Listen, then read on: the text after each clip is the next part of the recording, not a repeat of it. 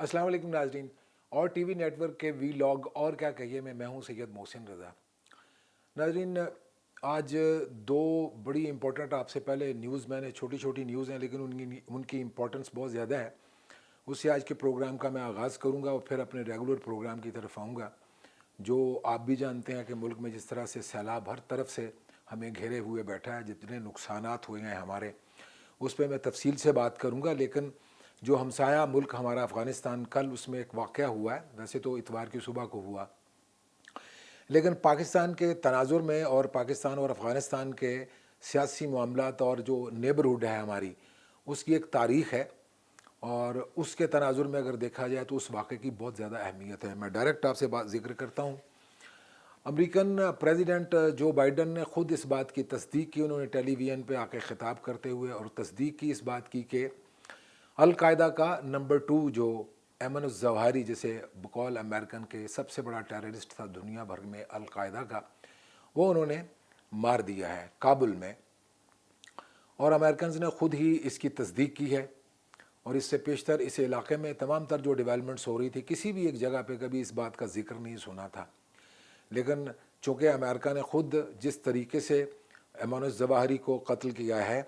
और जो तरीक़ा इख्तियार किया गया है वो कुछ अपनी जुज़ियात के अतबार से मुख्तलिफ तो ज़रूर है। जिस तरह से एबटाबाद में हम जानते हैं 2 मई 2011 को उसामा बिन लादेन को मारा गया था। तो अमेरिका का ये कहना है कि दुनिया भर में जिस जगह पे भी टेररिज्म है, हम किसी भी टेररिस्ट को नहीं छोड़ेंगे। Ayman Zawahiri Usama bin Laden की ज़िंदगी में भी और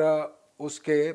पाकिस्तान में एबटाबाद में मारे जाने 2011 में मारे जाने के बाद भी ऐमन ज़वाहिरी अलकायदा की ना सिर्फ बहुत ज़्यादा जो इंटरनेशनल सरगर्मियाँ थी उनमें इन्वॉल्व रहे, बल्कि अमेरिकन इल्ज़ामात के तहत अगर देखा जाए तो ऐमन ज़वाहिरी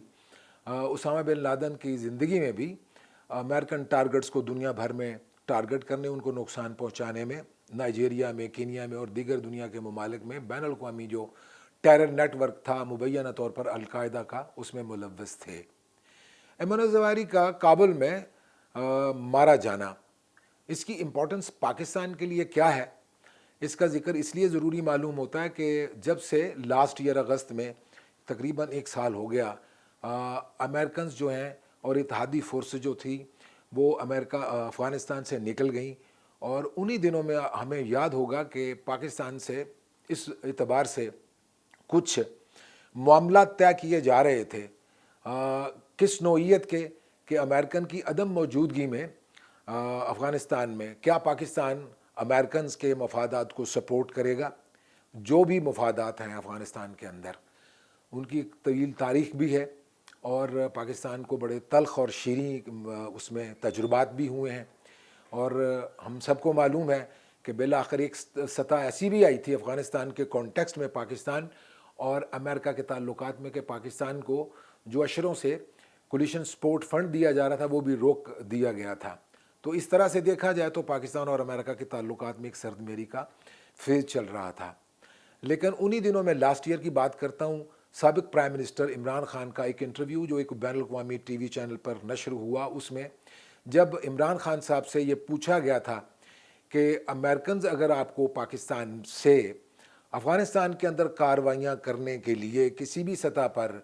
कोई मदद मांगते हैं, जिसमें शामिल था ज़रूरी तौर पर अगर समझा जाए तो पाकिस्तानी सरज़मीन को अफ़गानिस्तान के अंदर अमेरिकन मफादात के लिए इस्तेमाल करना, उसकी तरफ इशारा था, तो हम सबको वो तारीख़ी जुमला याद है जो इमरान खान साहब ने कहा था, एब्सोल्युटली नॉट। तो इसको थोड़ा आगे अगर ले जाएं तो हमें समझ आ जाएगी इस बात की कि अमेरिकन ने ये जो एक्टिविटी की है अफ़गानिस्तान के अंदर, वो किस जगह से की है। जो लेटेस्ट उन्होंने डिवाइसेस इस्तेमाल की हैं, उसके लिए भी उनको किसी जगह पर स्ट्रेटजिकली अपना कोई हब, कोई एक्टिविटी का एरिया वो होना चाहिए था, जिससे ये एक्टिविटी हुई है। चूँकि जो बाइडन ने ख़ुद इसको तस्लीम किया है, इसलिए कुछ हल्के जो पाकिस्तान दुश्मन है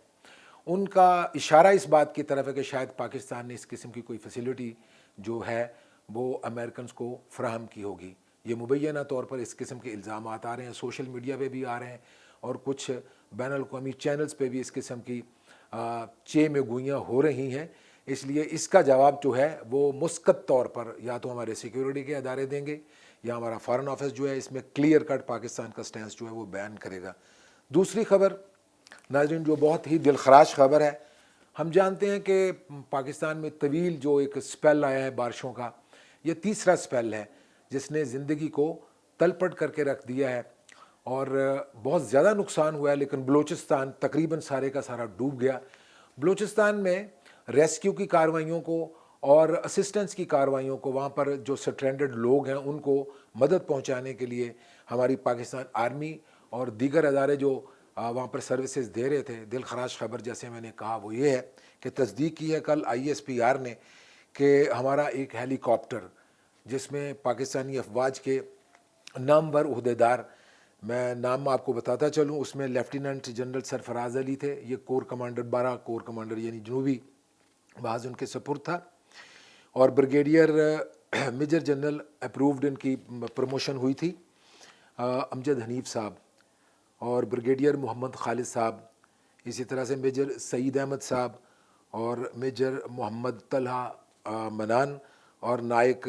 مدثر فیاض، انا للہ و انا الیہ راجعون۔ یہ ہمارے جوان جو تھے، جو ہماری قومی سرحدوں کے اور پاکستان کے اندر کے جو معاملات ہیں اس میں بھی اپنی ذمہ داریاں اور فرائض نبھاتے ہیں، وہ اپنے فرائض کی انجام دہی میں اپنی جان سے گئے۔ اللہ تعالیٰ نے ان کو شہادت کے درجے پہ فائز کیا ہے۔ پاکستان کا ہر شہری جو ہے وہ اس پہ دکھی ہے، لیکن ناظرین بڑی تکلیف سے یہ کہنا پڑتا ہے کہ جن لوگوں کی بنیادی طور پر یہ ذمہ داری بنتی ہے کہ وہ پاکستان کے عوام کے لیے ریلیف کا کام کریں، تیاری کریں کہ اگر کوئی ہنگامی حالت ہوتی ہے یا سیلاب ہو یا زلزلہ ہو یا اس طرح کی کوئی دیگر آفات آ جاتی ہیں تو ہمارا سسٹم جو ہے سٹینڈ بائی ہونا چاہیے، ہمارے سارے ریزروز اس کام کے لیے ہونے چاہیے۔ وہ کسی جگہ پہ وہ سیریسنس، وہ سنجیدگی نظر نہیں آتی۔ کل سے جب سے الیکشن کمیشن کا فیصلہ آیا فارن فنڈنگ کے حوالے سے تحریک انصاف کے خلاف کہہ رہے ہیں، اس میں اس کا مقدر کیا ہے وہ تو سیاستدان جانتے ہیں۔ کل 9 press conferences one after the other حکومتی وزراء نے کی ہیں اور دیگر جو حکومتی اتحاد میں شامل شخصیات ہیں انہوں نے کی ہیں۔ اسی طرح سے لاتعداد پریس کانفرنسز اور میڈیا ٹاکس جو ہیں وہ تحریک انصاف کے جو قائدین ہیں انہوں نے کی ہیں۔ اچھا، اس کا نتیجہ کیا نکلے گا؟ فیصلہ آپ بھی جانتے ہیں، میں بھی جانتا ہوں، اگر حکومت ریفرنس فائل کرتی ہے تو سپریم کورٹ میں جائے گا، فیصلہ تو اس کا ہوگا۔ ہمیں بار بار کل سے یہ سردردی جو دی گئی ہے، کیا کوئی ان سے پوچھے کہ اتنی پریس کانفرنسز کرنا اور بار بار ایک چیز کو پھر ریگولر میڈیا اس کو جس طرح ٹی وی میں چلاتا ہے، عام آدمی کو اس سے کوئی دلچسپی ہے؟ یہ فارن فنڈنگ تھی، ممنوعہ فنڈنگ تھی، کیا فنڈز آئے تھے یا نہیں آئے تھے؟ ان سب کا فیصلہ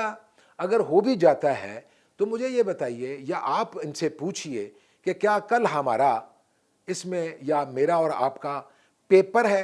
جس میں اس سے ریلیٹڈ سوالات آئیں گے جن کا رٹا لگانا ہمارے لیے بہت زیادہ ضروری ہے۔ ہمارے لیے یہ ضروری تھا کہ حکومت پاکستان یا صوبائی حکومتیں اپنے فنڈز جو ترقیاتی اور غیر ترقیاتی جو ان کے منصوبے اور ان کی اپنی ذات پہ لگتے ہیں، اپنی ان کی پومپ اینڈ شو پہ لگتے ہیں، کیولکیڈز جاتے ہیں گاڑیوں کے آگے پیچھے اور ہر روز ان کا ہزاروں لیٹر پیٹرول یہ استعمال کرتے ہیں اور آپ اور میں اس کا خرچہ برداشت کرتے ہیں۔ ہمیں بتایا جاتا ہے کہ پاکستان کے سیلاب زدگان جو پورے پاکستان میں اس وقت سیلاب بھی دریاؤں میں آیا ہوا ہے، اس سے تباہ کاریاں جو ہو رہی ہیں ان کے لیے ریزرو کر دیے گئے ہیں، اور جو لنگر خانے چلاتے ہیں وہ کہتے ہیں کہ جی ہم نے تمام اپنے ریزروز جو ہیں وہ اس کام کے لیے مختص کی ہیں۔ اس قسم کی کوئی خبر ہمیں سننے کو نہیں ملتی ہے تو یہ خبر ملتی ہے کہ تحریک انصاف جو ہے اس کا موقف درست ہے اور اتحادی کہتے ہیں کہ ہمارا موقف درست ہے۔ یہ وہ ساری باتیں تھیں جو آج کی ویلاگ میں نے آپ سے شیئر کرنی تھی۔ قابل افسوس ہے وہ قوم جس کے اس قسم کے سربراہ، یعنی اپوزیشن سے بھی مجھے یہی گلہ ہے اور حکومت سے بھی یہی گلہ ہے، ان کی سنجیدگی عوامی مسائل کو حل کرنے کے حوالے سے کہیں نظر نہیں آتی۔ ہمارا اور آپ کا اور پاکستان کا خدا حافظ ہو۔ کل کسی اور ٹاپک کے ساتھ آپ کی خدمت میں حاضر ہوں گا۔ اجازت دیجیے، اللہ حافظ۔